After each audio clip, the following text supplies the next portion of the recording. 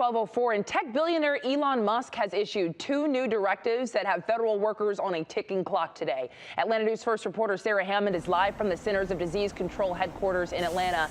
And Sarah, the workers were given ultimatums here. What happened? Right. So these two ultimatums given by Elon Musk could result in even more of the federal workforce out of a job. Workers essentially need to prove their efficiency in an email and return to the office in person, or they could face losing their jobs.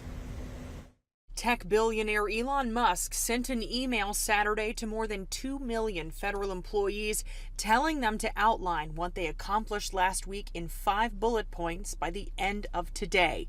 If they don't, he's taking it as a resignation. Musk, appointed by President Donald Trump to lead the newly formed Department of Government Efficiency, has been slashing the federal workforce in an effort to curb government spending. We're removing all of the unnecessary, incompetent, and corrupt bureaucrats from the federal workforce.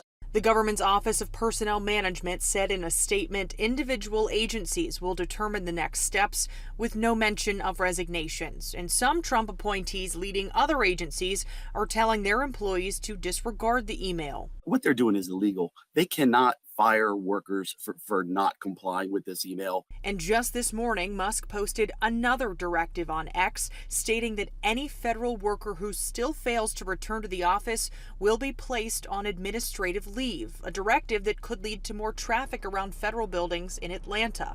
Remember, 62,000 federal civilian employees are based in Metro Atlanta, and just over a week ago, 1,300 employees at the Atlanta-based CDC were laid off.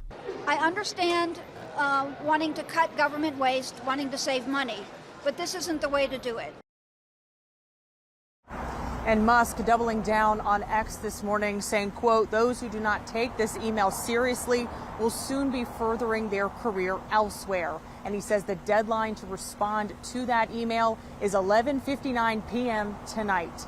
Live at the CDC, Sarah Hammond for Atlanta News First. That. Hey, we are monitoring federal layoffs and job cuts across the metro, so you can find impacted jobs and how businesses are responding to the president's order on our free Atlanta News First app.